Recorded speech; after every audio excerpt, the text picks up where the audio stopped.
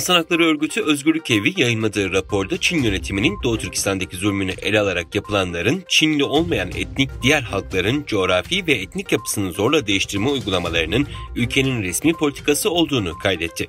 Örgüt, Çin'in Covid-19 salgınını bahane ederek Doğu Türkistan'da baskı, zulm ve etnik ayrımcılık uygulamalarını zirveye taşıdığını söyledi. Asimilasyon ve soykırım uygulamalarında da ilk hedefin çocuklar olduğunu açıkladı. Uygurnet'te yer alan habere göre ABD merkezli bir insan hakları kuruluşu olan Özgürlük Evi'nin düzenlediği toplantının açılışında konuşan örgütün başkanı Michael Abramowitz, 2022 yılında demokrasi, insan hakları ve özgürlük konusunda büyük gerilemeler olduğuna dikkat çekti ve bu geriye gidişlerin sebepleri arasında Çin'in Covid-19 salgınını bahane ederek merkezi Çin'de ve özellikle Doğu Türkistan'da baskı, zulüm ve etnik ayrımcılık uygulamalarını zirveye taşıdığını ifade etti.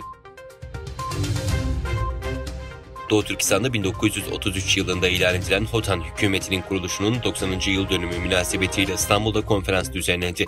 Taklamakan Uygur Yayın Evi ve Uygur Araştırma Merkezi, Hotan İslam hükümetinin kuruluşunun 90. yıl dönümü münasebetiyle 11 Mart 2023 tarihinde İstanbul'da akademisyen, araştırmacı ve sivil toplum kuruluşu temsilcilerinin katılımıyla konferans düzenledi. Araştırmacı ve gazeteci Esed Süleyman, Mehmet Emin Buğra'nın Şarkı Türkistan'ın Milli İnkılap Tarihi adlı eserinde izah edilmeyen 3 düğüm noktası başlıklı sunumuyla Doğu Türkistan İnkılap tarihindeki bazı önemli konularla ilgili diğer tarihi belgeler ışığında açıklık getirdi.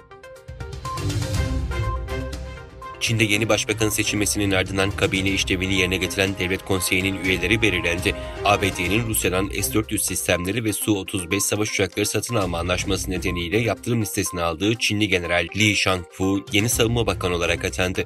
Çin ve ABD arasındaki ilişkilerin en gergin olduğu dönemde Li Shangfu'nun savunma bakanı olması dikkat çekti.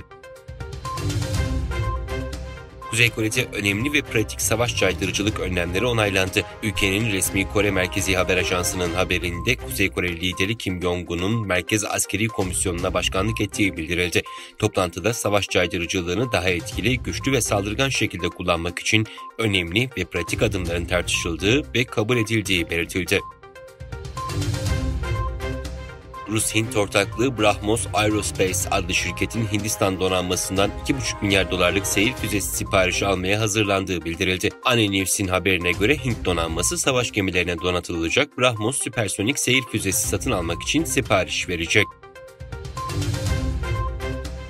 Suudi Arabistan Dışişleri Bakanı Faysal bin Ferhan, İran'la diplomatik ilişkileri yeniden başlatmak üzere yapılacak anlaşmanın tüm meselelerin çözüldüğü anlamına gelmediğini belirtti. İki ülke arasında varılan anlaşma 10 Mart'ta İran, Suudi Arabistan ve Çin tarafından yapılan ortak açıklamayla duyurulmuştu.